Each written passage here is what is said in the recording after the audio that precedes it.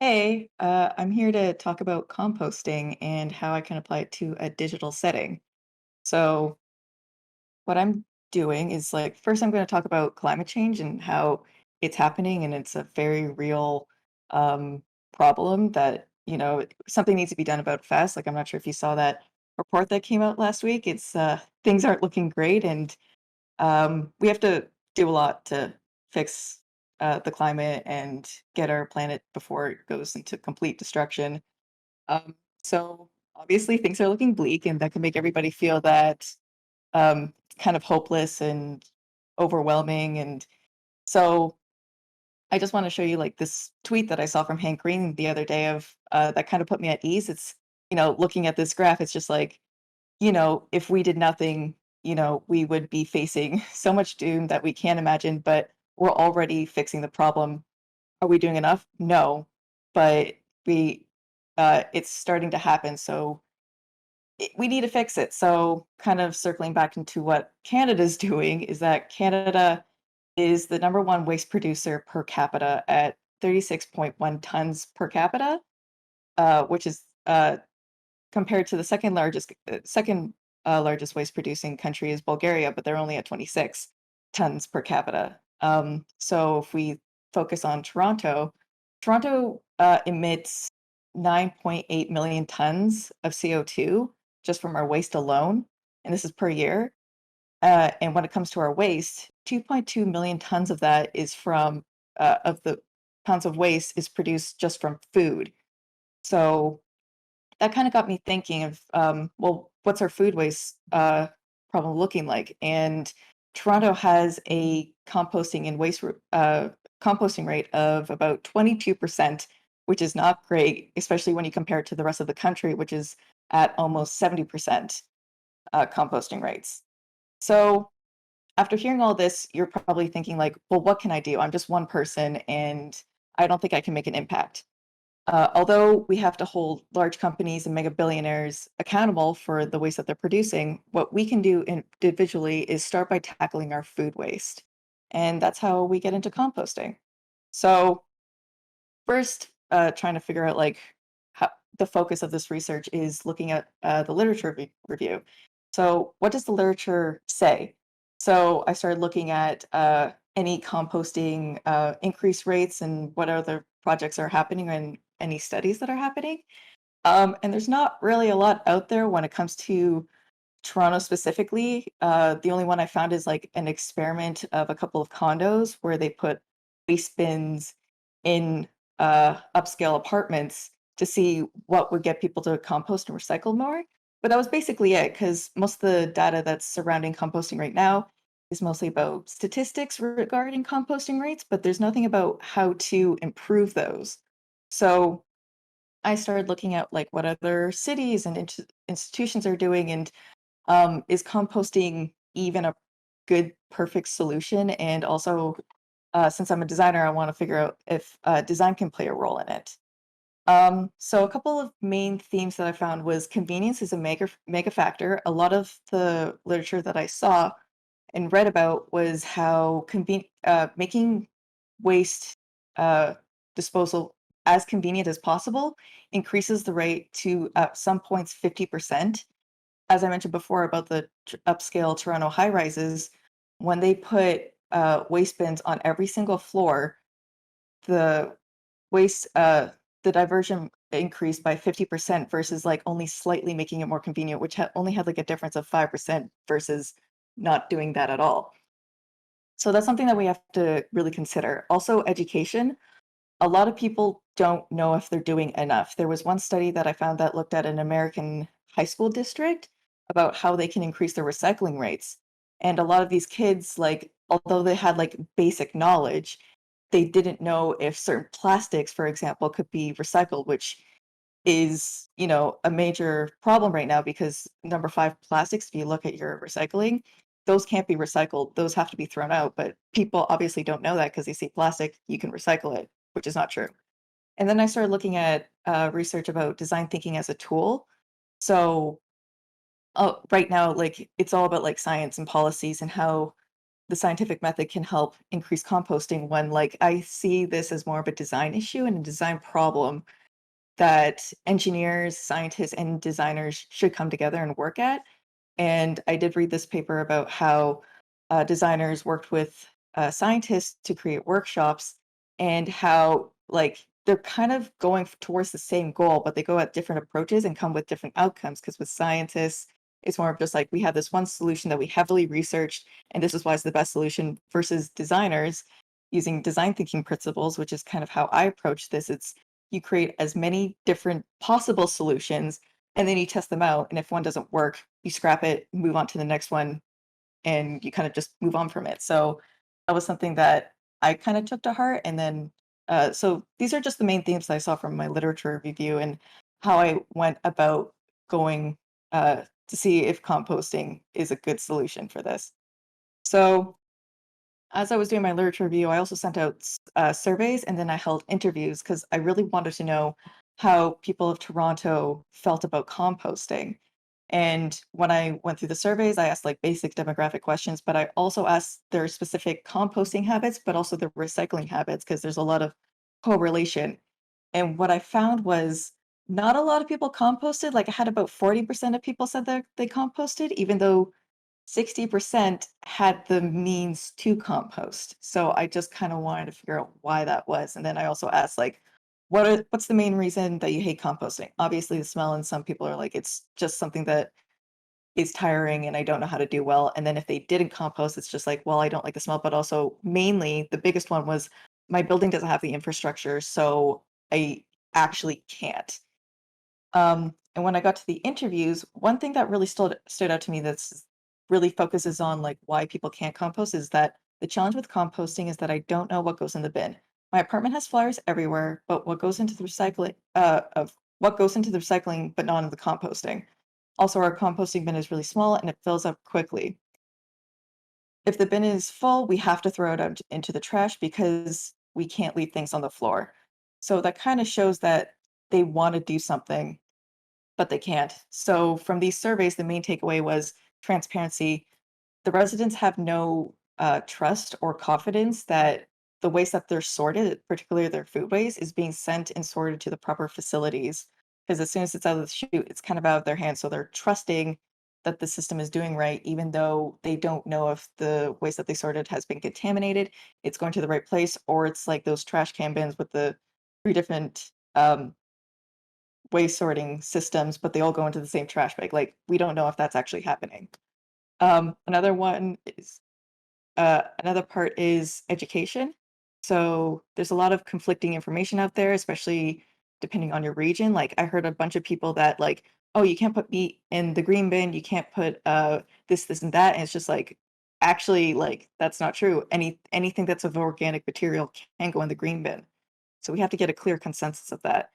And then the last one is obviously convenience. Like the current infrastructure makes it really difficult for people to compost. When I asked people if they would use like a community garden, a lot of them would say like, yes, but only if it's in like a reasonable walking distance because I don't want to go on the subway with smelly food waste or, walking 15 minutes from my house carrying like food waste is just not an experience that I want to have.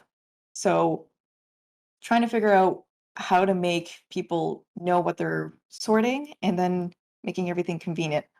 Also, the biggest standout was that everyone who I asked, except for like one person, wants to compost, but they can't. So it's not that they don't want to, it's just that they can't. And they kind of feel guilty about that, which I don't think is fair, especially with the current systems in place. And so they just want something to be done about it. So you're probably thinking like, I thought this was a digital project. Where's the digital aspect? And you'd be right. So since I'm a designer, I obviously wanted to design something. So that's where I'm introducing Demi, kind of named after Demeter, who is the Greek goddess of harvest. And it's basically an app that makes composting easy and accessible and convenient for everyone, regardless of circumstances. So some key features that I took from particularly the surveys and the interviews was that it tells the user clearly what goes into the composting bin depending on their region. So depending if they're in Toronto or depending if they're in like my hometown of Cambridge, whatever is accepted the app will tell you according to the city guidelines. And then it also explains the various types of composting that's available, and it shows community compost locations. And I'm told to be wrapped up. So, all in all, this won't solve climate change, but it's a start. We have the power to actively change and do something about it. So, thanks for coming to my presentation, and also a big shout out to my supervisor, Jay, for being an absolute delight. Thanks.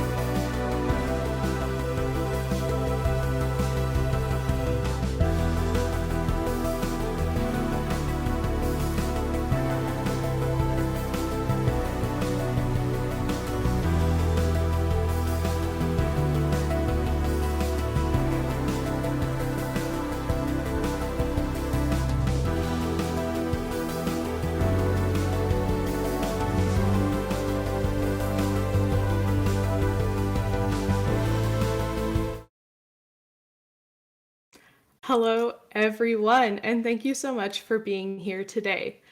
My name is Katelyn, and I'm going to be taking you into the incredible world of animated television because my research project is focusing on 2S LGBTQ plus representation in children's animation accessible in Canada.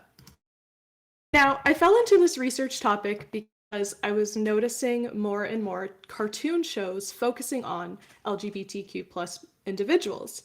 And from this, I wanted to know, are children aged 7 to 11 watching streaming services in Canada seeing explicit to us LGBTQ plus representation? And if so, what does that representation look like? And from this study, I was able to determine that despite many animated television shows, including queer characters and stories in the last 10 years, overall, explicit queer identities are underrepresented in shows targeted for children aged 7 to 11 on streaming services accessible in Canada. And you might be wondering, Katelyn, how do you know this? Well, like any research question, this process began with a simple Google search. I looked up best kids shows on Netflix, Amazon Prime Video, Disney Plus Canada, and collected a huge range of show recommendations. And from this pile of shows, I was able to determine the ones that were animated, had a season out after 2017, were available in Canada, and meant for kids aged 7 to 11. And based on this criteria, we found 18 shows that were picked across the 3 streaming platforms. This was just a preview. And from the selected shows, 4 episodes were watched from the most recent available seasons on the platform. The episodes watched were determined randomly through a number generator, and from this point, they were all watched in their entirety. While watching, what I was looking for were characters with speaking roles, and I was documenting attributes about them, such as their name, their species, their race, if their gender expression, if they had any romantic interests, and what their leadership status was within the universe of the show. And once that was completed, I went on to verify the information collected by Googling the show name queer characters. And I did this because sometimes showrunners confirm queer identities or just additional information about characters in shows within interviews or fan panels or show sites that might not be obvious within the show. But this last stage of data verification didn't impact my sample at all, just because I didn't watch it. Therefore, if a kid was watching it, maybe they wouldn't watch it either. So let's chat about results. In total, 497 characters were documented and assessed. And just as a general overview, 64% of these characters were boy or man presenting. 50% of the characters were human, and 52% of characters that showed race were white. Now, when we take a closer look at gender, we see that only 2.4% of characters on screen were gender nonconforming. And in this context, gender nonconforming are characters whose pronouns are they, them, or who do not fall into girl or woman presenting labels or boy or man presenting labels. And gender nonconforming characters were more likely to be followers, neither a leader nor a follower. Meaning, what that means is that gender nonconforming characters were more likely to be on the sidelines rather than central to the plot within this study. The next finding is that Indigenous, Black, and characters of color collectively are more likely to be gender nonconforming or display queer-passing romantic interests compared to white characters. But this is important to note that despite this stat, the white characters are still the majority. And as audiences and researchers, we have to ask the question, is this the case of ticking as many identity boxes as possible, or is this authentic, organic representation? And in the 18 shows assessed, only around 11% of characters displayed romantic interests, meaning the majority of characters on screen displayed no romantic interests. And of the 11% of characters, only 4% indicated queer romantic interest, compared to roughly 7% of characters indicating straight romantic interest. Now, there are no significant gender implications in regards to romantic interest within these shows, though it is important to note that more girl and woman presenting characters displayed romantic interest overall, especially when compared to boy or man presenting characters. And my last point in regards to romantic interest is that no gender nonconforming characters expressed any romantic interest across the study. The next finding is that girl and woman presenting characters are more likely to reject traditional gender stereotypes, whereas boy and man presenting characters tended to embrace traditional gender stereotypes much more often than reject them. And when investigating gender expression and leadership, I found that 58.5% of boy and man presenting characters embrace gender stereotypes within a leadership role. But for girl and woman presenting characters, only 6.5% embraced traditional gender stereotypes. Now, of course, this discussion is nuanced because characteristics that have been traditionally associated with boys and men are often associated with leadership. And while femininity and masculinity are social constructs, the perception is that leadership traits stem directly from masculine characteristics and not from feminine characteristics. The next finding are 5 prominent tropes that were found when researchers began noticing patterns within character types across the shows studied. The tropes presented encompass 11 out of 18 shows documented within the study. And as you can see, they are the science or knowledge enthusiast, the magic-based problem solver, the radical believer, the intelligent physical-based problem solver, and the once timid, now courageous character who came of age. And it is important to reflect on these compiled characteristics as they demonstrate the potential of animated television becoming a catalyst for breaking down the Western colonial gaze within storytelling and the emergence of characteristics not defined by gender. And the last finding that I would like to reinforce is that within the scope of this study, 88.9% of shows focused on an individual or group of individuals othered by the dominant societal group. Having stories that closely follow the experience of being othered and discovering found family and like-minded individuals are a critical resource for young queer audiences. These stories provide hope that there is space for queer existence in a world where 2S LGBTQ+ folks have been and continue to be persecuted. Animation provides a portal to where queerness is celebrated and characters aligned with queer experiences overcome difficult journeys alongside their closest friends, or at least folks who share similar goals. While not every animated tale is inherently queer, animated storytelling within television shares similar tenets to the development and coming of age of queer individuals. And of course, before I wrap up, I want to rate and review my data sample because I've spent a lot of time with these shows and with these characters, and I would love to share my recommendations. If you are looking for a homonormative world, dive headfirst into She-Ra and the Princesses of Power reboot or The Owl House.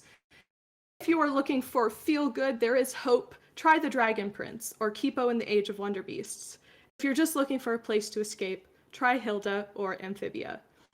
I want to just conclude on the notion that it is impossible for any form of storytelling to encapsulate the experiences of all individuals within a single story, especially considering the intersection of race, gender identity, sexual orientation, disability, age, weight, and more.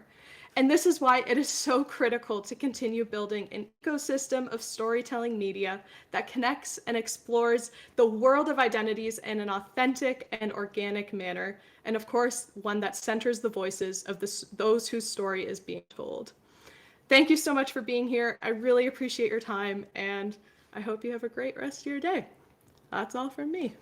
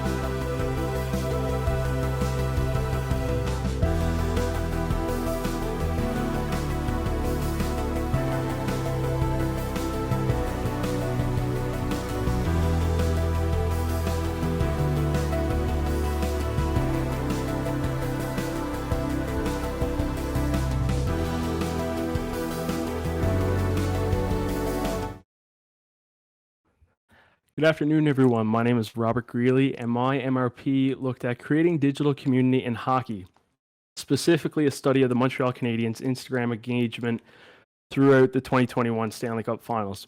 Quick introduction about me. I was born and raised in Claremont, Newfoundland, which is actually where this MRP kind of first started taking place. I grew up a big sports fan, played whatever I could with my buddies, and that was really what got me into this whole career path. Did my undergraduate degree at the University of Ottawa, where I got involved with some incredible teams, worked as a social media guy with GG's Football, Ottawa 67s, creating some photos there, and the Ottawa Red Blacks as well, along with, just other varsity athletes where I met some incredible people. So growing up as also a lifelong Habs fan, I was like, hey, you know what? For the first time since the 90s, this team is in the Stanley Cup. Social media wasn't even around back then, let alone Instagram. And it's been since 2011 we've seen an NHL Canadian franchise in the finals. So I got to work. 101 in-feed Instagram posts throughout the course of the Stanley Cup Finals. I analyzed the type of content that was posted along with the different categories. So how I broke this down was essentially game content, which was anything that fixated live during the game. So basically keeping the digital community up to date. Then we looked at community content. This was either practices or extra stuff throughout the course of the week or when it wasn't game day to really just make sure fans were engaged and up to date and informed. And then we also had an acknowledgement for when there was sponsored content. So if the game content was sponsored or if the community content were sponsored, we also made a note of that, along with also having a category of other, which essentially boiled down into birthday post and when the team would make an official announcement. For example, when they announced that they unfortunately couldn't extend attendance and make it a larger crowd for the home games due to COVID-19. And then we also looked at the sense of what type of multimedia content this was. So whether it was a photo, a video, graphic, or motion graphic. Now the top performing categories was actually pretty surprising. We had game content coming in at number 1, but then for the type of multimedia content, it was photos. Now, the thing in regards to photos that really surprised me is because following it in second place was video content. a lot of teams that I've been around, we've always been fixated on how can we make our video work better, right? And even though the margin was slim, photos on average had about 28,000 engagements, while videos were around 24,000. We've the amount of work that goes into preparing an elaborate video as opposed to some quick photos and stories, and I've done them both, and I got to tell you, I can get 10 photos up before I could probably even get one video highlight up. And then in third place was the other category, along with our graphics. So motion graphics actually performed way less out of all the multimedia content. So we had photo in first, video, then graphics, and then motion graphics. Now, when the post was sponsored, however, that pretty much slashed engagement in half. So game content always averaged around 33,000 engagements, whereas once it was sponsored for game content, that dropped down to about 15,000. Community, we saw about 21,000 engagements, and then community sponsored content, that dropped down to even below 10,000 at around 9. Other content, which again were the birthday posts and the announcements where people are going to either comment their frustrations or a fellow happy birthday to a Montreal Canadian player, sat around 27,000. But mind you, there was only about 5 of those posts out of the 101 posts. So now, in order how this engagement was obtained throughout the formula, we had sum of likes plus the sum of comments divided by the number of posts, which gave us the average engagement. So like I said, the big thing that really surprised me here was that photos edge out everything in terms of performance and engagement. It's also just a quicker piece of material that you can pump out as many as you possibly want throughout the course of these playoff runs. But now, in order to actually understand why these particular posts were going well, I also dove into specifically the top 3 liked posts and the top 3 commented posts. So the first top liked post throughout the whole course of the Stanley Cup Finals for the Montreal Canadiens makes a lot of sense. Josh Anderson wins it in overtime, a video of the Montreal Canadian forward winning Game 4 to extend it to Game 5. This one, obviously, a whole lot of emotion and was the big pinnacle for the Canadiens during that Cup run, because Stanley Cup Final, all eyes are on you. Unfortunately, the series didn't go the way that they had hoped. They lost 4-1, so this was the moment that they had won their one and only game, their one and only Stanley Cup Final game since the 90s. Now, the second most liked post was a string of video interviews from the players, giving that heartfelt emotion of more or less debriefing with the press and their fans after their run had come to an unfortunate end and they didn't get the result that they wanted. Then the third most liked post is the handshake line, which is obviously one of the most classic traditions in the game of hockey, especially in the playoff format. And if you notice in that first photo, not only the fact that Carey Price is there, who was a big staple point and talking center of this whole playoff run, he's also shaking hands with Steven Stamkos, who is, again, another great player, top player in the world. So these are the 3 most liked posts, and it's mainly because it's at these pinnacle emotion factors throughout the Stanley Cup Finals. So now, before we go on to the most commented posts, I actually want to give you guys a little bit of a second here to put into the chat what you think the posts are going to be for the most commented posts, because here's the thing. We've seen this now. We've seen this trend of the most liked being these high emotion moments, these photographs that can essentially be framed in the Bell Center, and even press conferences and sound bites can be used for years and years to come. So now, with that being said, let's go on to the comments. I'm curious to see what you guys had thought and how it lines up. So now, the top commented post was the final score graphic after the 1-0 loss, where essentially the series ended in Tampa. A lot of these comments were positive, supportive, fans actually just, coming to terms that the wonderful, magical playoff run that it was had ended, and they were just expressing their gratitude and how proud they were for their team. There's also a little bit of, almost foreshadowing, strategic placement by the social team here for the Montreal Canadiens as they used Cole Caulfield as the photo for the thing. Obviously, Cole's a rookie with the team there now, and it's almost essentially looking forward into the future for this group. So again, a lot of the comments were just, supportive of the team run. And again, a familiar post here back. It was the second most liked, and it was also the second most commented. Again, people just expressing their absolute gratitude to the Montreal Canadiens for the amazing run and the players and for all their efforts. And now, so the third most common one, this one you're actually seeing a little bit of a frustration. This is where they lost game 3, and it's the final score graphic, and 6-3. Tough loss. Some people are just kind of saying, hey, like, what's going on here? There's no effort, or, oh, come on, like, we can still do it. Like, let's go on a historic run, come back 4 games. So there's optimism, and then there's also defeat within the fan section of the comments here. But one thing that I'll point out in terms of the most commented, you also had 2 of them being sponsored posts. So for the most part, like we said, sponsored posts, the engagement went down tremendously. However, for the final score graphics as a sponsor, if you honestly just want to get the most eyes on the pieces of content to which you're sponsoring, the final score graphics, even though, sometimes it might not be a great result or a happy result, that is where you're going to have the most people looking and seeing and just consuming your name alongside the sponsored content. Now, moving forward, I just wanted to say, like, hey, if anybody else wanted to, chat some more about this research, feel free to connect. That's my LinkedIn QR code. Would love to chat more about this with you all. And, special thanks to my advisor and all the teams that I've worked with in the past, along with, my second reader, Chris and Robin. It's been fantastic throughout this process.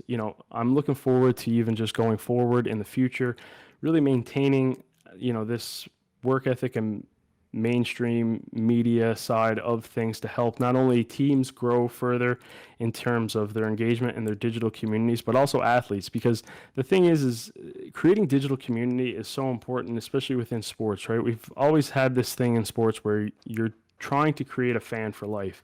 Now, the thing is, in order to create a fan for life, you got to create these memories. And for me, growing up in Newfoundland, Mile 1 Center, the St. John's Fog Devils, my parents took me there when I was a kid. The mascot threw a puck over at me at the end of the game. I still have that puck. I've always been a fan of any franchise that comes into St. John's here in Newfoundland, and that was the early memory. Now, social media allows you to expand that to a wide variety of individuals globally, and you can create these memories and you can have these moments documented for the rest of your life.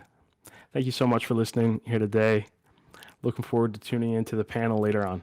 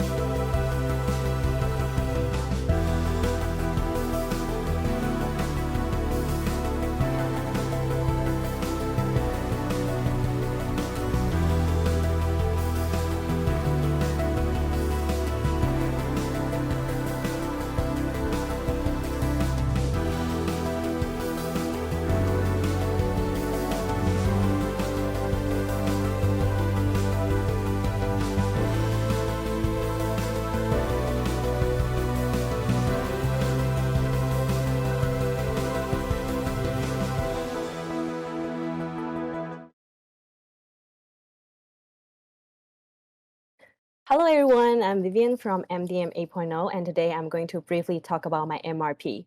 So my MRP aims to determine the best practices of creating and producing the food content videos in long form and short form.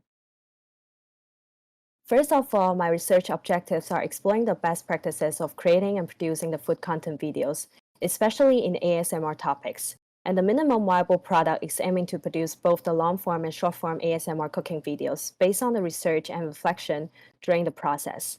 And the contribution of the thesis statement is to interpret the future development and best practices of the food content videos on the video sharing platforms. Also, this project can help the creators produce food content videos that will benefit the audience and help the industry grow. In the literature review section, it discussed 4 main topics. First, the differences between the long-form and short-form videos. It clarifies the long-form videos is a video over 3 minutes, and short-form videos represent the mobile videos that are shared on platforms such as TikTok.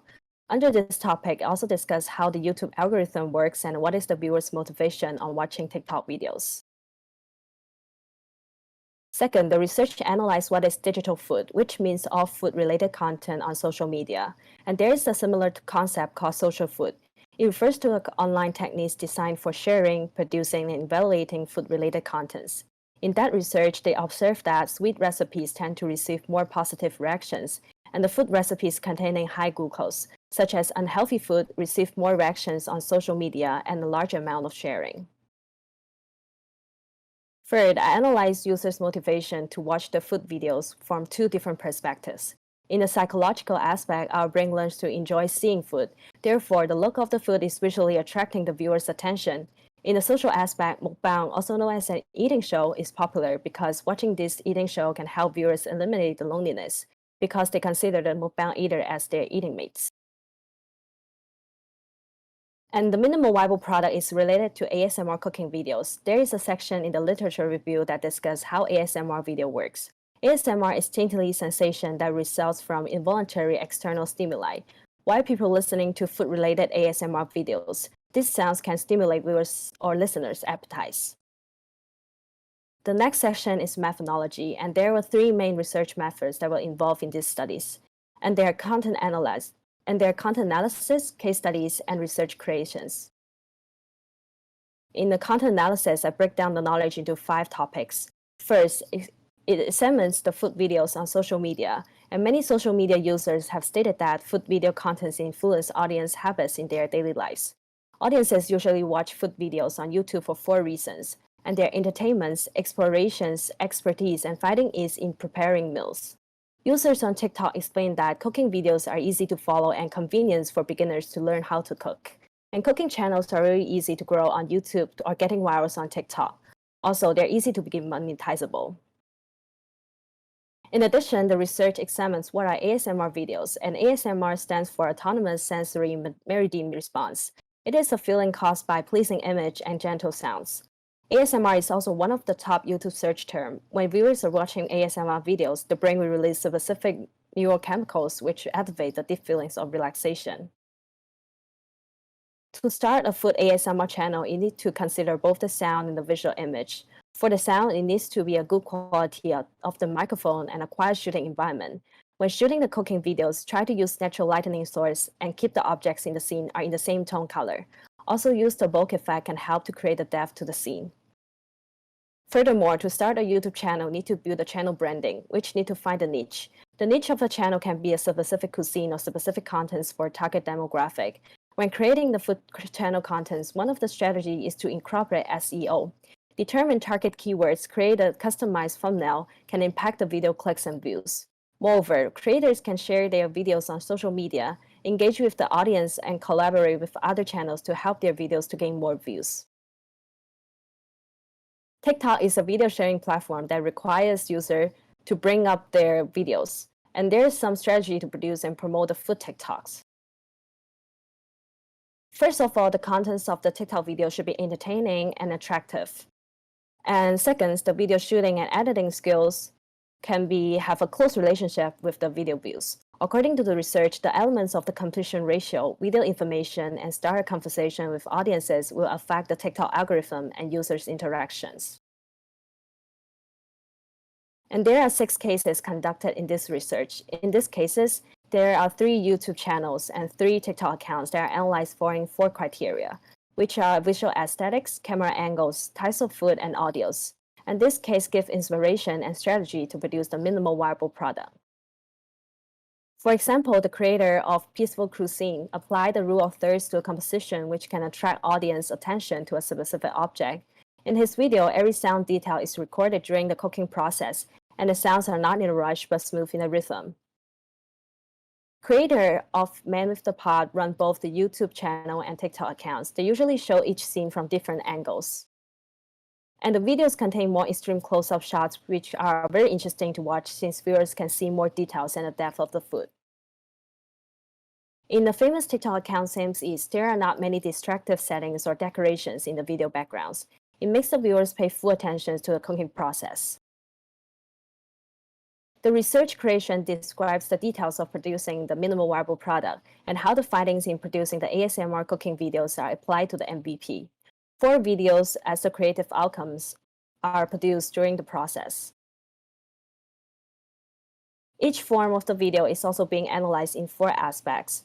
These videos use a minimalistic aesthetics. The neutral colors in the video scenes plays an important role because they make the hue brighter and let the food colors more vibrant and outstanding. There are a lot of close-up and extreme close-up shots contained in the videos. Bulk effect and rule of third are also applied to the video shots in order to make the audience attention focus on the key subject. These 4 videos are ASMR cooking instructional videos that are about popular Chinese dishes. The shooting process of the cooking videos and the order of the shots is chronological, which can help viewers to better understand the process and cook the dish on their own. Since these videos are ASMR cooking videos, the audio is all about cooking sound during the shooting process. In the long-form videos, I perform the sounds at a slow pace and make the volume lower than usual. In comparison, the sounds in the short videos are being edited at a fast pace in order to create a rhythm. In conclusion, this research aimed to gain a solid understanding of how to produce the food content videos. The findings and strategies are summarized in 4 aspects, and the practical knowledge from the research that was adopted to create a minimal viable product. Food content videos are a community with its own culture and are worth researching and studying further. The video creators should pay more attention to the latest trend on each video sharing platform. When they produce food content videos, the more they follow the trends, the more exposures the video can get on social media platforms. And that's it for my MRP. I'm Vivian, and thank you for listening.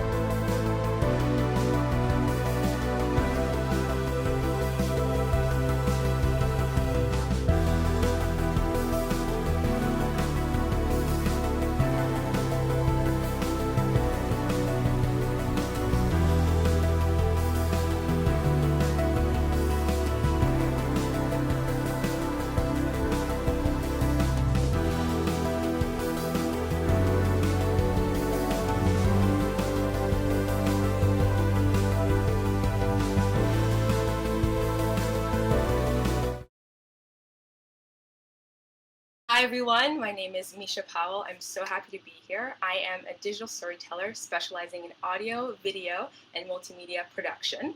I'm so excited to showcase to you all my master's research project titled Digital Storytelling and Sisterhood, How Podcasts Foster an Immersive Virtual Community for Black Women. Now, my digital media journey Started in University of Maryland, where I earned my Bachelor of Arts degree in broadcast journalism. And I'm also a Canadian Olympian specializing in the 400 meters. And I'm so grateful that my ability to perform on the track and overcome stressful situations has proved useful in my professional career, especially during this ongoing pandemic.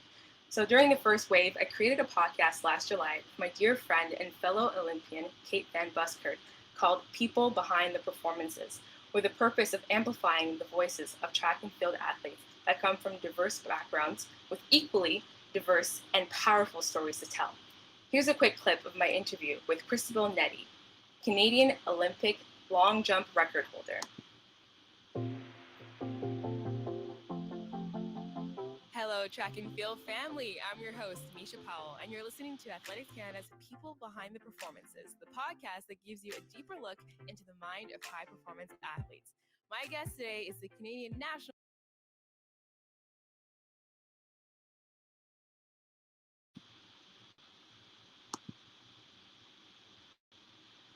And we're back.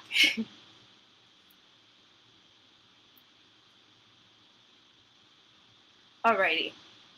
And after receiving feedback about this particular interview, I realized that the act of sharing real stories about Olympic athletes, especially Black female athletes that are so rarely discussed beyond medal performances, could allow people to get to know them on a personal level and have the potential to reach an audience beyond athletics. So why did I decide to do my research on digital storytelling and how podcasts create an immersive virtual community for Black women? I was motivated by the realization that my podcast had an impact along with the guidance of my supervisor, Cheryl Thompson, and her expertise in Black digital communities. So both led me to examine podcasts through a Black lens and uncover how necessary it is for Black women to have non-traditional media platforms and create a Black digital enclave to share their vulnerable experiences, because so few mainstream media outlets take the time to showcase our complex stories. Now first, for the majority of my research paper, I chose to mostly collect secondary data by utilizing descriptive information and gathering observations from scholarly articles. I did find that there was not an abundance of data on the specific topic of Black digital spaces, specifically in regards to podcasts, and I added this observation to my findings. Now, the majority of my data was qualitative, and it came from observing existing episodes from current Black-led podcasts, and the bulk of my project's information will be provided by an unstructured interview, which will encourage an open conversation and provide a more in-depth understanding of my participants' motivations and emotions. Now, for my overall research findings, there was so many fewer tech barriers when it came to podcasting, because the democratization of digital media has encouraged people to share their stories with the masses, regardless of their level of technological skills. Podcasting has now become a haven for marginalized voices to be shared and heard instantly with the freedom of access and opinion unrestricted by big corporations' agenda. My research paper explores the digital landscape of podcasting and how podcasts as a medium fosters a sense of community for Black women, and a surprising statistic I found from a Nielsen study reported that podcast listeners are now more diverse than the actual US population, with over 41% of all monthly podcast listeners being non-white. So as you can see right here, it's pretty surprising how many more there's just so much more diversity in the podcast listening sphere. So while there are so much research on podcast resurgence over the past decade, fewer researchers have taken the impact of Black digital enclaves into considerations. So what is a Black digital enclave? Well, I couldn't find an exact definition provided by scholarly articles, so I had to combine some terms from different academic sources, and I came up with my own definition. Now, Black digital enclaves are a portable simulation of Black society that has the potential to produce narratives that oppose exclusionary forms of representations and politics.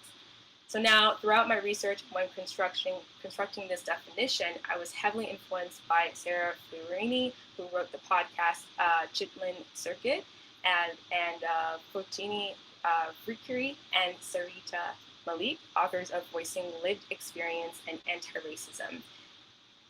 So now, why are podcasts the best mediums for communities, you might be thinking? Well, there are so many reasons, but Well, some of the most obvious ones is the sense of immersion that it brings.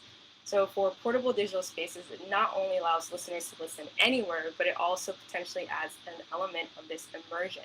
Because research on mobile listening has shown how users often rely on headphones to create an aural cocoon that sonically insulates audiences from their surroundings. And one of the keys of podcasting being an intimate medium is its capability to bridge these knowledge barriers. So in connecting individuals with each other, this medium helps generate bridging capital, and this refers to the building of weak ties between different social groups.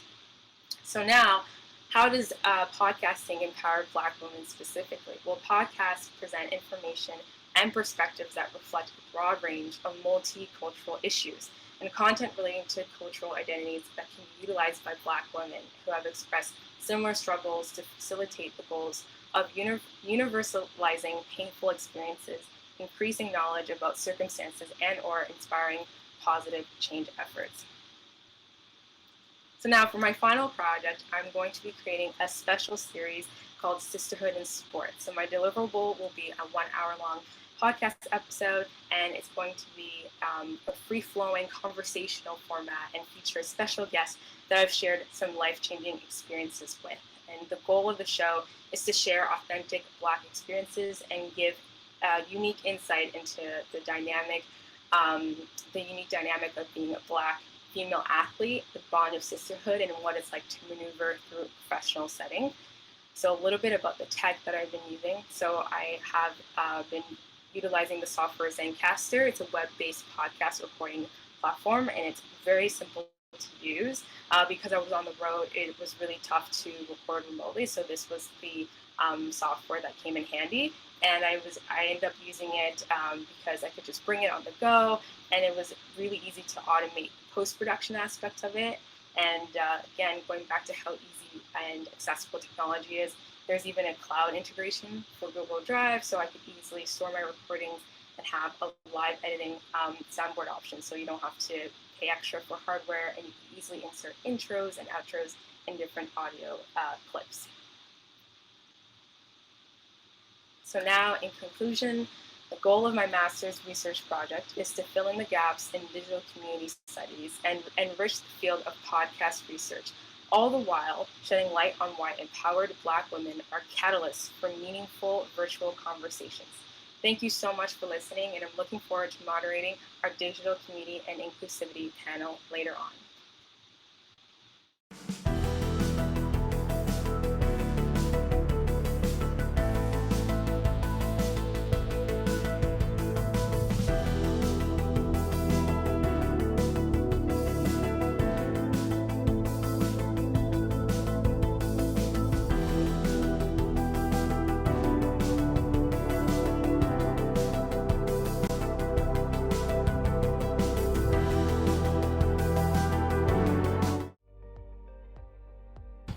Hi, my name is Emily and I'm an MDM student this year, obviously.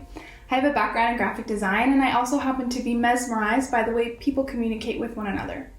I think communication is such an integral part of being human, which is kind of the foundation of my MRP. My MRP project was actually inspired by my grandmother. About 2 years ago, she was diagnosed with ALS, which is a degenerative disease. It attacks the nerve cells in the brain responsible for controlling voluntary muscle movement. One of the symptoms of this disease is the person loses their ability to speak. As the muscles used in the process of forming words and sounds or voluntary movements, they're attacked and basically stop working. My grandmother's voice was one of the first symptoms of the disease that she had, long before she was actually diagnosed. This made communicating with her impossible. It became increasingly frustrating as we tried to guess what she was trying to say.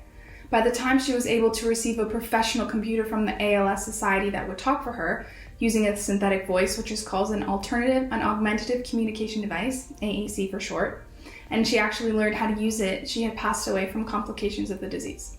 It was devastating to know that in her last days, she was not able to talk to us or fully express herself, how she was feeling, which is where my project begins.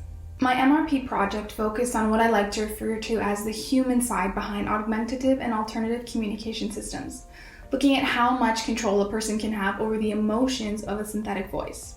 This became the idea to create an AAC app using text-to-speech technology that was emotionally driven over anything else. Most text-to-speech apps devices focus on simply generating audible output without too much care put into how the output sounds. I wanted the user of this app to be able to whisper something or say a phrase like they're annoyed, to be able to use specific emotions to express how they're feeling. Losing your voice is like losing a piece of your identity. It's vital that any AAC device do its best to recreate what was lost. The main interface of the application is based off the circumplex model of affect. What is that?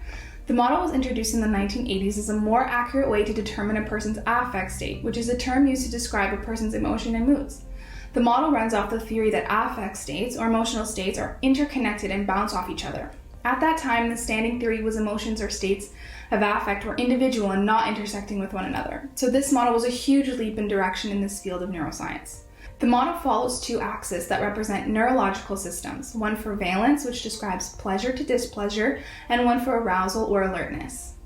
Joy, for an example, is an emotional state that is the product of a strong alertness in the neural systems associated with positive valence or pleasure. Other affective states other than joy also come from the same two neurological systems, but will differ in the degree of alertness or pleasure. The visual components of this model became the starting point of the main interface on the mobile app designed in this project. In order for each pre-plotted emotion to have a correlated sound, speech synthesis markup language would be needed to create these specific variations in tone of voice. Speech synthesis markup language is an extensible markup language, XML, that defines a set of rules for encoding documents in a format that is both human readable and machine readable. SML allows for more customization in your audio response by providing details on pauses and audio formatting for acronyms, dates, times, and abbreviations. This also allows for variances in pronunciation, emphasis, pitch, word speech, and even more. These vocal manipulations can be tweaked by using SSML tags within the code of any application. Common tags that can be used are break, which create pause for the desired number of seconds. Emphasis, which allows for designated words to be spoken louder and at a slower rate. And most importantly, speak, which is the root element for all text within the code. Every spoken text must be surrounded by a speak tag in order to work. Each emotion would have its designated set of rules in the code using this language. For example, the pitch of an emotion found in a low alert quadrant of the model would be slower, and compared to an emotion like excitement found in the high alert quadrant. Another example would be the speed of a high alert, high displeasure emotion, like anger, would be faster and potentially louder than an emotion found in the low alert, high displeasure quadrant, like annoyance. Each emotion would have predetermined tags in the back end of the app, so the corresponding emotion would actually sound like it would if a person had said it. This approach moves away from the commonly used emotions in AAC systems like happy, sad, angry, afraid. As we know, humans experience far more than 5 emotions, and it should be everyone's right, regardless of having a voice or not, to express all the emotions a person can have. This is Plex, an emotionally driven text-to-speech mobile application to help users who have lost their ability to speak. Let's walk through the user interface. When the user opens the app, the loading page looks like this, and once it is loaded, they are greeted with a pop-up. This pop-up was found useful in other complex text-to-speech applications currently on the market. It gives high-level directions or tips in this case on how to navigate the app. The most important part for the user to understand is how to choose their emotion using the circumplex model of affect. Once they've read the instructions, they can start using the app. This will bring them to the main interface page, where the first objective is to determine the emotion they want their phrase to be set in. They can navigate to the predetermined emotions plotted on the circumplex model by moving the small grayed out circle in the center of the large colored circle to the smaller white ones around the edges of the model. Once they are hovering over a plotted point, the emotion they have landed on, depending on the quadrant of the model they are in, will pop up. If that is the emotion they want, they can press the arrow button on the bottom right hand of the screen to move on to the input stage of text-to-speech. Most AAC systems follow a grid layout, and many studies have been done to show the effectiveness of this layout, keeping the user focused and organized. However, in this approach, the main interface is using a diagram rather than a grid to test if this theory is accurate, as well as approach this field with innovative design ideas to increase the success of the end user. Due to the fact that this project reflects on emotions and their interconnections to each other, it made sense to have an interface that did the same visually and functionally. The grid layout system is used in other interfaces of this application, which we will see later on. After the user has selected their emotion, they will be brought to this text input screen. At the top of the screen, they can see what emotion they've selected.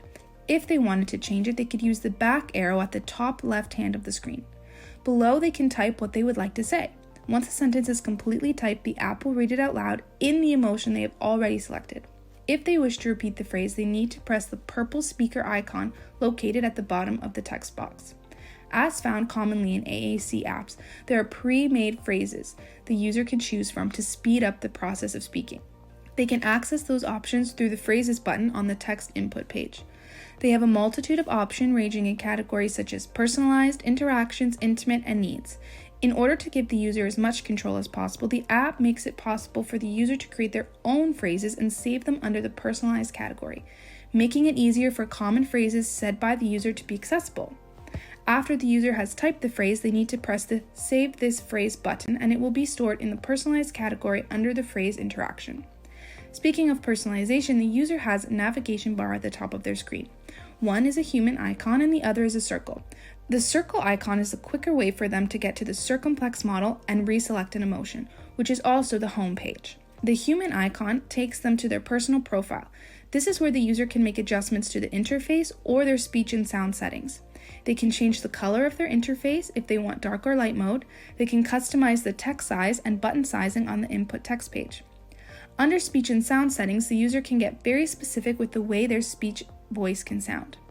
They can first choose the exact voice they want to be used, choosing from female, male, accent, and even languages.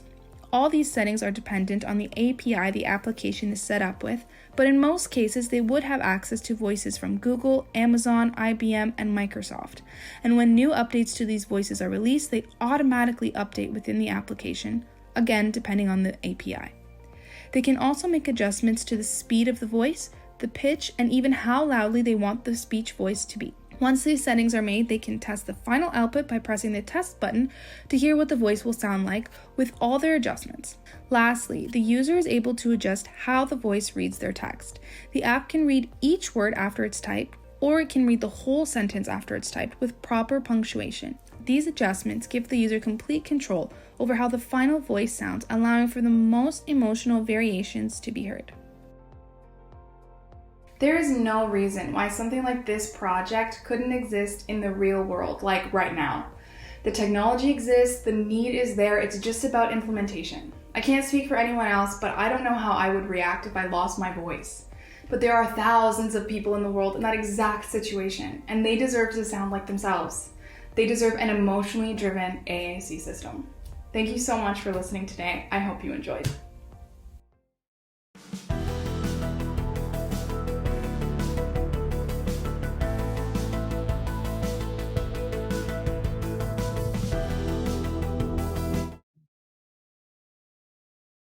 Hey everyone, my name is Chelsea Byrne, and nothing says Industry Day like your computer crashing right before you're presenting. So with that said, my MRP is focused on sport culture, where I explored my experience as a woman working in the sport industry.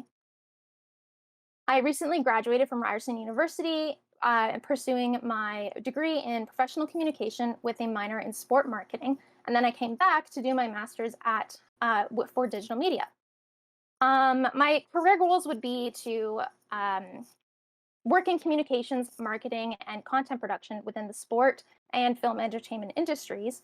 And I've spent the last 5 to 7 years working on my toolkit in graphic design, photography, video production, social media, all within professional sport. If you'd like to learn a little bit more about me and my experiences, you can visit my website at chelsfern.com. So I want to thank you all so much for popping on the stream to learn a little bit more about what I've been up to for the past 12 months. Anyone that knows me knows that my big career dream would be the perfect blend of sport and Disney. And I really do think that my presentation is a perfect representation of that. So the purpose of my MRP was to investigate the adversities women face in the sports industry through an autoethnographic style. I discuss 5 categories determining how sports are constructed by men for men, and then I reflect on my personal experiences and how they align with current academia. The remaining four categories I discussed include marginalization, representation of women in sport leadership, mediocrity, and self-limitation. My findings then led me to my animated short film, which I called Maiden Mascot.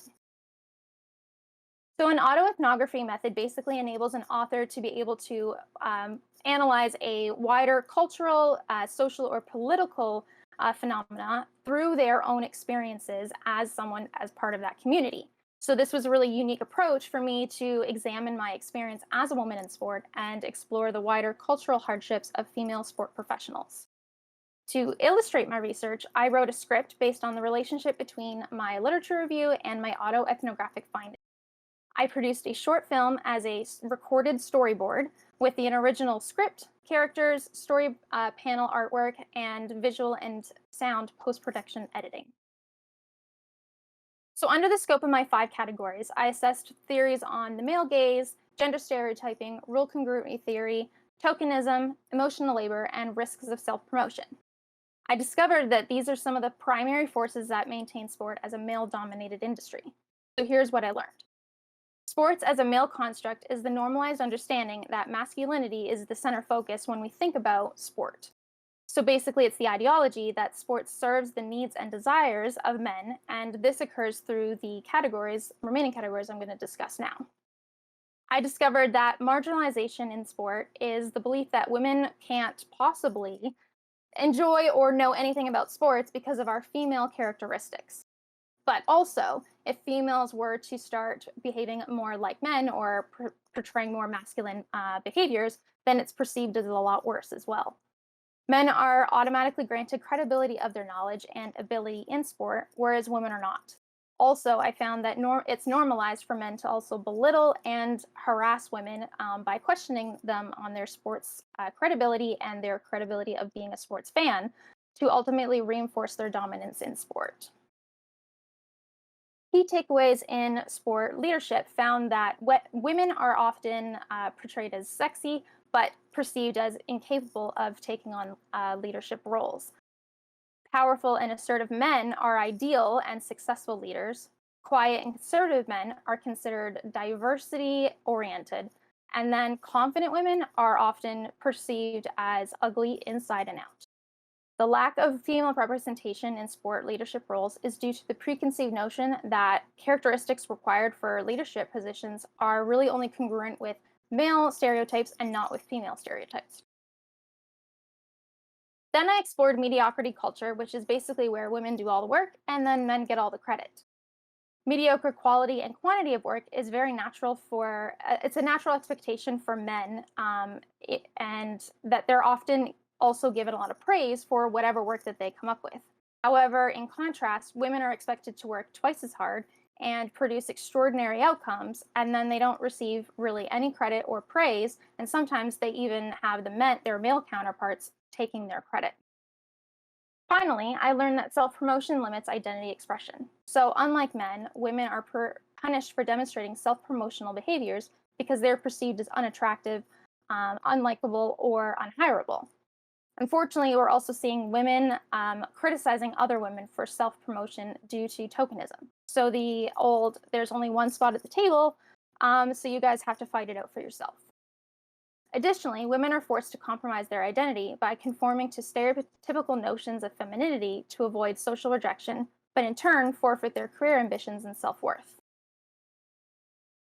I went into this project knowing that I had experienced a lot of discrimination within the workplace and in sport communities, but whenever I was asked about it, I found it very difficult to come up with, pinpoint those exact scenarios. So then it often left me thinking, well, am I just being oversensitive? And I struggled with the sport loves me not concept. And I have been an active member of the sport community for many years. But I've always found there to be this disconnect between my love for sport and its acceptance of me. So the purpose of this paper was then to discover the root of where all of that was coming from. And then my research proved that the consistent self-doubt of my knowledge and abilities is because there are just so many forces out there that are trying to keep sport as a male-dominated industry. And it also showed that I'm not the only woman who's experiencing this.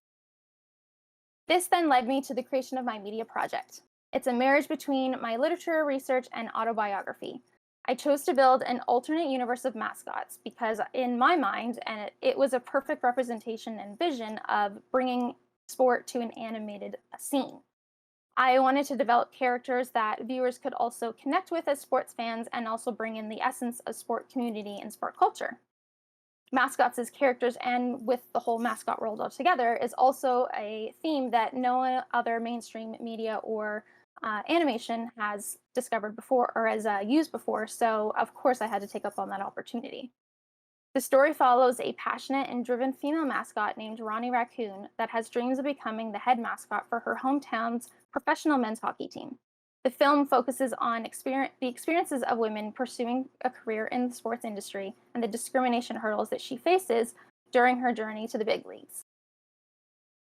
I want to thank you all so much for listening, and please enjoy this clip to conclude my presentation. Maiden Mascot will be streaming soon, so please follow me at Chelsea Verne on Instagram and on Twitter for premiere release dates and platform locations.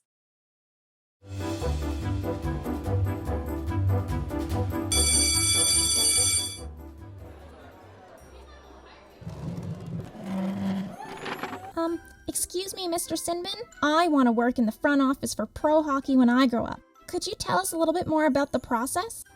Huh, yeah, sure, women's hockey. You couldn't even cut it in the men's league. We're tougher, killer confident, and smarter at hockey than girls. Yeah, you're smarter, eh? Yeah, that's what I said, dummy. Look, all I'm trying to say here is that you don't belong in the big leagues with the boys. Besides, we don't even want you there anyways.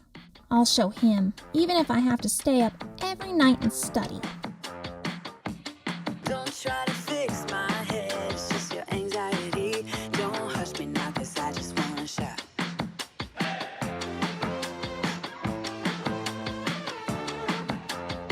Don't make me dance to a tune that you're humming. No, my body don't move like that.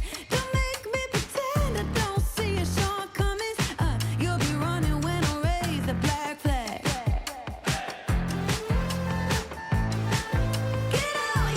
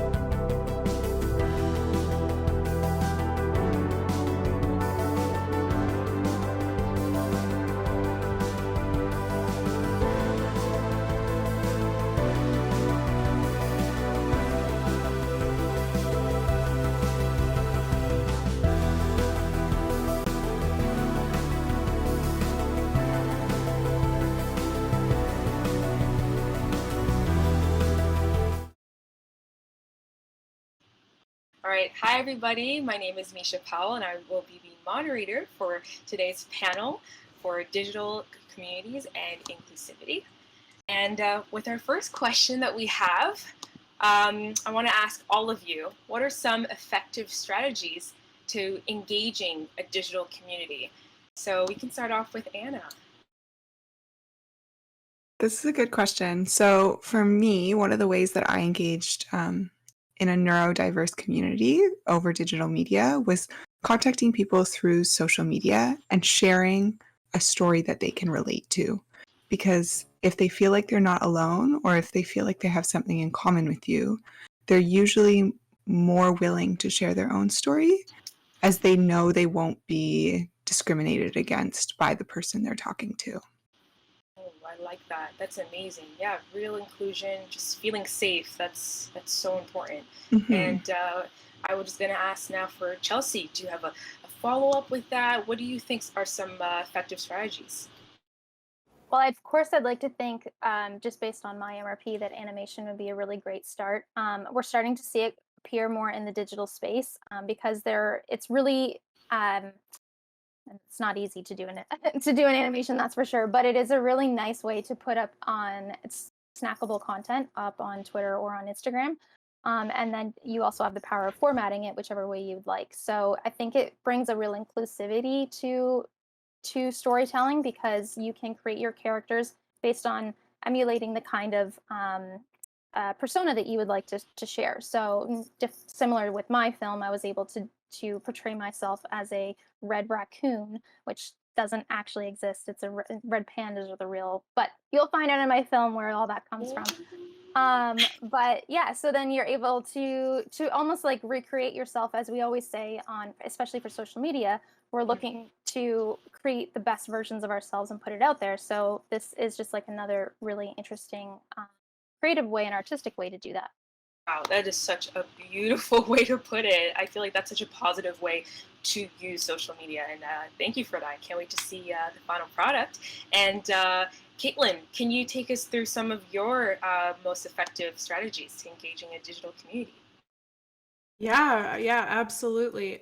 So within the scope of my MRP, my data sample were shows, but I determined those shows through digital community and through sifting through social media and finding whether it's relevant hashtags or finding suggested individuals based on who you're following. And so just kind of like sifting my way through Twitter, through Instagram, through Tumblr to try to locate the most the largest fan bases and the most like exciting fan bases was really fun. But because I wasn't focusing on fan culture, I didn't have to interact as much. But even just sharing information through Instagram and through visuals and through like sneak peeks, it was such a fun way to engage with my own personal community throughout the development of this project. That's incredible. And I got hit with so much nostalgia with your presentation, so thank you for taking me there. And Robert, can you please tell me some of your effective strategies? There have been so many great ones. Can you add something else?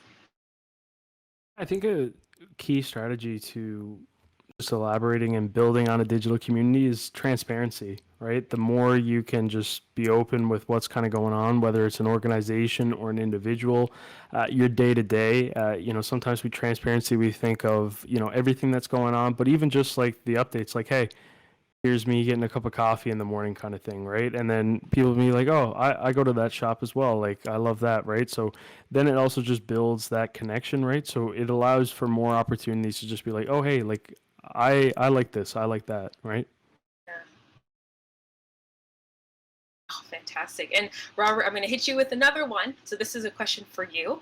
Do you think creating content and engagement is easier for sports compared to other sectors?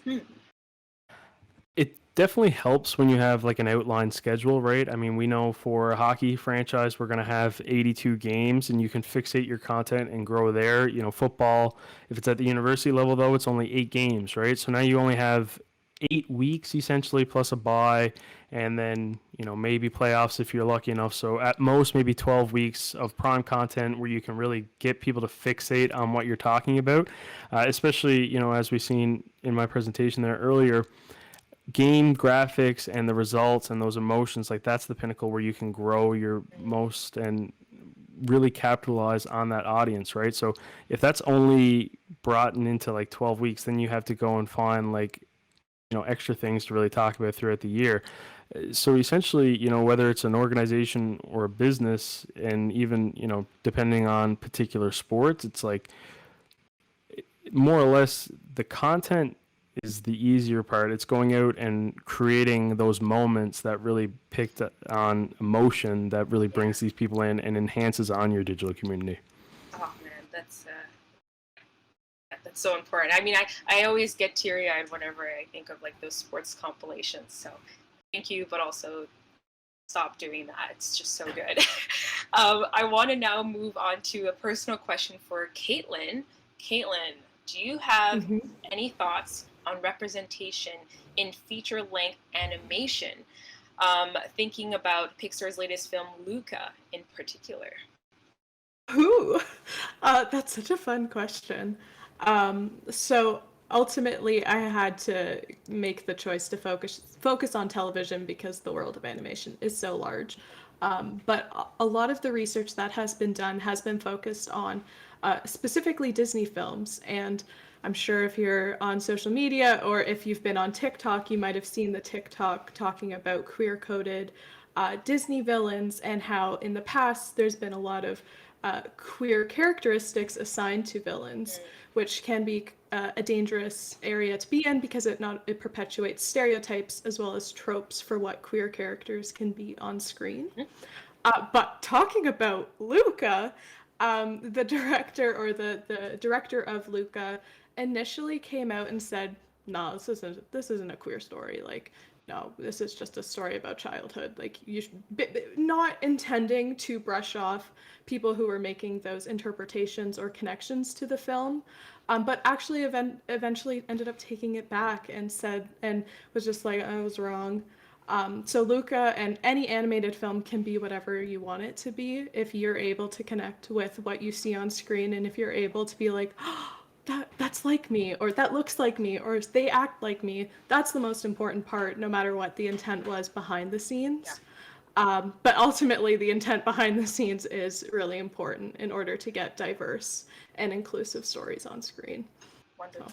Thank you for that. And there's actually a follow-up question to that, but I do want to actually steer this towards Chelsea and Anna, if you could both answer this. So follow-up question to that is, how can we encourage diversity and representation in media without it being performative? So what do you guys think about that? So Chelsea, you can go ahead. Yeah, I'm trying to think, how do I answer this question without giving a lot of my film away? Because I do touch a lot of that in my script. Basically, where I'm showcasing a way that we men can advocate for women in sport, using the sport community as the example, and how to make it not look performative, how to really understand. And at the end of the day, I think you just need to take the step back and think about, okay, what is actually going on? What does it look like, and how is it impacting other human beings? And then I think it's just maybe more getting more of the conversation going, and not putting out these statements that, I'm this, I support this, I do this, because unless you have action to back up with those statements, then it becomes performative. So I think it's continuously sharing, and I find it is a really fine line, because on social media you can make a statement, and then you can even show, oh, this is what I'm doing to better the community or to be more inclusive, and then it can still be perceived as performative. So I think it's kind of playing like the long game. It's not the quick snackable bites of content that you need to be putting out there. It's continuously posting things to show what you truly feel about this situation. So if it, we'll say, is supporting women in sport, you need to be constantly showing how that actually means to you. And then if you don't know what else to be posting out there, then I think then that's when you have to do some self-reflection and think about doing what you are thinking about what it is, the message that you want to get across. Thank you for that. Yes, having much more discourse, not just a flash campaign and then that's it. And Anna, can you add to that? What do you think is a better way that we can encourage diversity and representation in the media? My MRP focuses on helping individuals that are neurodivergent transition from academia to private sector employment. And one of the parts of my research that I did was look at every single Canadian university and identify what accommodations they provide to neurodiverse individuals. And there was a large percentage of universities that weren't transparent with what they provided. They would either say, we'll provide if you ask, or just didn't have that section publicly on their website. And for me, that doesn't create a great community or the chance for anyone to be involved in the community, because they're assuming that they won't get any support or that they're alone at that school and then the school doesn't support them. So I believe that those types of institutions need to be more transparent, and hand in hand with companies, there was a lack of information or a lack of ability for new employees to find accommodations within those businesses, and transparency wasn't really there, and it was a lack of education on both the employer as well, or the student, as well as the teacher and the employer. Thank you so much. Your research is really going to be changing the lives of so many, and I really feel like I speak for us all that this is why we're in the program. You know, you're thinking about everyone. When these companies should be doing that, you're taking that next step to call them out on it, but obviously to do it in such an educational way. So thank you. And now I have another question for everyone. So is it possible for digital communities to avoid becoming an echo chamber? So why do people, do you think, like engage in communities, and just how do you think, what's your perception of digital communities that are growing out of the development of your, okay, you know what, I think I'm just gonna like try and condense a little bit. So let's just stick with the one. Is it possible for digital communities to avoid being an echo chamber? And I can I'll start actually off. take this one. Perfect. So a lot that I have found is the digital communities that I were involved with became hive minds. There was a lot of individuals that were very similar to each other and had the same points of views, and there was a lack of diversity within them. And they created the sense, while it was very lovely, they were missing a couple points because they didn't have a diverse perspective. And it was interesting to see individuals come and go from those communities because they either found their place or that they realized it wasn't quite for them. And I think increasing the size of communities like that would add another layer of diversity and another layer of awareness. I'm not sure if that answers your question, but that's my response.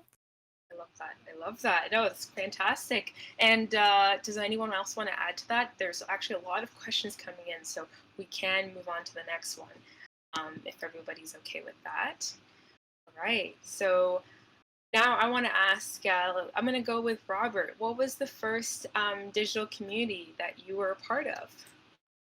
I think the first digital community that I honestly remember being a part of was like our high school graduating class, like Facebook group, in the sense of like getting ready for graduation. I don't know why, but that's the first one that just kind of came to mind, in the sense of just scheduling updates and stuff like that. And I mean, with that digital community too, like you have a group of people who are all looking at the same thing, which is making sure that we have, an enjoyable graduation day, right? So when you have these motives for the people in the groups, like that's always, key, right? Similar to, I mean, every digital community that we've had with our cohort, right? Everybody wants the same thing, to do great work and graduate from the program, right? So finding similar motives is key. That's great because I was just about to ask you, how has it impacted you? And you already answered that, so that's wonderful. And could I hear, Katelyn, what was the first digital community that you remember being a part of, and how has that impacted you? And have you used some of those things you learned now in your research? Yeah, no, I was thinking I was going to say something, but then I realized it was wrong when Robert said his answer. I think my first like actual digital community might have been like a group chat, which sounds strange, but like a group chat when I was young, like 12 or 13, with a hockey team, and I think that was the first time where there was that like cross digital communication from multiple people where you kind of had to find your way through. But then I was going to say Twitter. Twitter came very close after that. Twitter was definitely the first place that I ever explored. And I mean, I haven't left. So that's how that's impacted me. Yes. I was gonna say, yeah, we're all in that Twitter universe now. There's no going back. And Chelsea, do you remember the first digital community that you were a part of? Yeah, I actually had written it in the chat because it just brought to mind, but Webkins was my first digital community. I don't know if anyone remembers that website, but it was the OG, and honestly, still to this day, I still think I wish that that still existed because it was very inclusive, and the it was actually really interesting just because you had the physical world and the digital world kind of coming together because you had to buy the stuffed animal with the code on it, and then that stuffed animal became your virtual pet in Webkins. So I also remember at that time that I didn't have MSN. My parents were very old school. I got that stuff really late. So I couldn't be messaging back and forth with my friends for a long time. So then you could have a chat feature in Webkins. And what was really interesting about that too is that they monitored, probably through different AI technologies, they monitored what you were saying. So you couldn't, it really helped for children so that you could text and write what you were saying, but also help protect them from any kind of predators online as well. So it was definitely a really fun space because you got to immerse yourself in kind of what it would be like to take care of a pet. It was kind of like Sims, but for kids. And anyways, yeah, it'll still go down as probably the best the best website that I've ever been a part of and the best digital community. I second that. So interactive. Oh my gosh, you're bringing me back. Anna, what was your first digital community that you were a part of, and how has it impacted you today?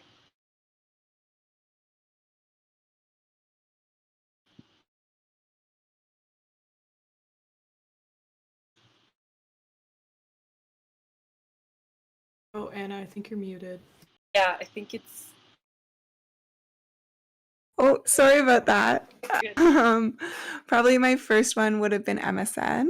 It was the first digital community that I was involved with where you could do multiplayer communication.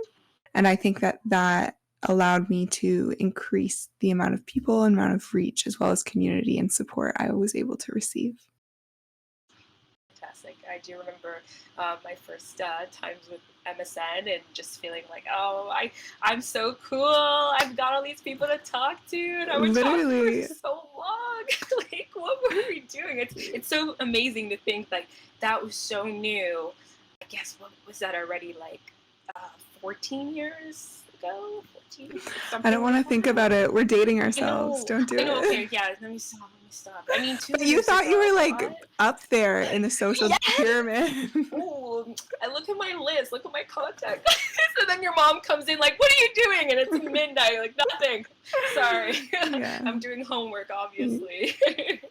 All right, well, okay, a question for everybody. So in your opinions, what are the best platforms for digital communities? Oof, all right, we're gonna switch it up. We're gonna start off this time with Chelsea. So I think, I mean, my personal favorite platform is Instagram.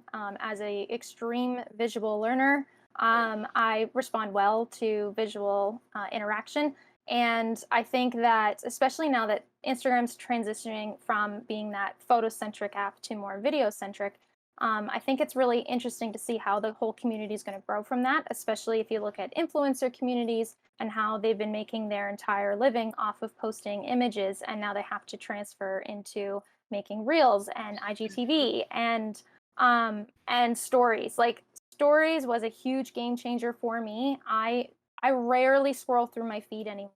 I'm always, but I will sit and watch stories for hours. And it's oftentimes it's you're kind of reminded of the people that you follow that you forgot that you followed or you followed many years ago, because you're just seeing the story pop up of someone. And I like that you do feel this personal connection to that person, because it feels like almost like they're FaceTiming you and they're like, hey, check out what I'm doing right now. So I think it's really fun as with your own personal brand, but then I think for sure it's definitely great for any brands, commercial brands, because you can, especially with we see in sport, we can see the fans getting a bit more of that close one-on-one relationship with the athlete, or with your team and your brand and everything like that. That it's helping change the game um, for sport and for other kind of connections within the brands. So there's endless possibilities with Instagram, and I'm fully in sport. I love that. Okay, we only have about a couple minutes, so I do want to get to this question because it is pretty, it's pretty full. So I want to see if everyone can answer this. How do you think digital platforms gives people freedom to tell stories, both anonymously or not? And how does that impact the relationship, the audience and storyteller relationship? So the first question is, again, how do you think digital platforms gives people freedom to tell stories, both anonymously or not? So Robert, can you answer that one?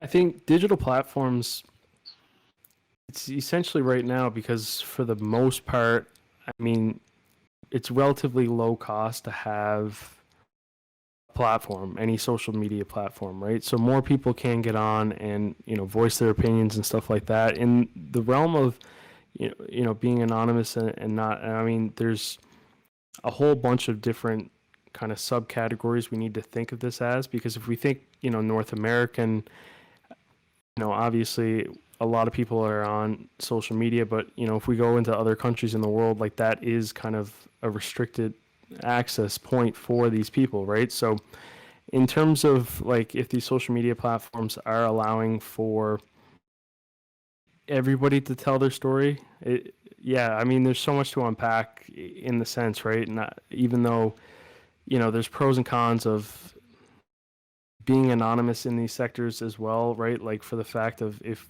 somebody's trying to get out critical information in parts of the world where they're not, but then, if you look at, the North American side where a lot of these anonymous individuals are, contributing to bullying and the harassment online, right? So it's really a complicated question, I find. Yeah, I can't agree more. I see you nodding, Katelyn, and can you add to that and can you explain how does that impact the audience and storyteller relationship? Yeah, that's a very interesting and timely situation that we're in right now. Is that the audiences and storytellers are in the same space, and it can be a wonderful relationship, but also there can be a huge it could be a huge point of conflict, especially if I'm going to go directly to television and film, but if a sequel doesn't go the way the fans want, it's easy access to the creators or to the people who worked on that project. But at the same time, storytellers are able to be within their audiences. They're able to see what people think about the story that they shared and how they connect with that. So with anything online, there's good and there's bad. Oh my goodness. Well, that is the perfect way to close off our panel. I can't believe 25 minutes have already gone by so quickly. Thank you so much for your incredible input. We hope that you enjoyed today's panel, and if you want to follow up about anything you saw or with a specific presenter, send us an email at digitalmedia@ryerson.ca. The link is also available in the chat. So once again, thank you so much, Anna, Chelsea, Caitlin, and Robert. And at the next section that's coming up, it's digital media in business, and it will start at 4 p.m. Thank you.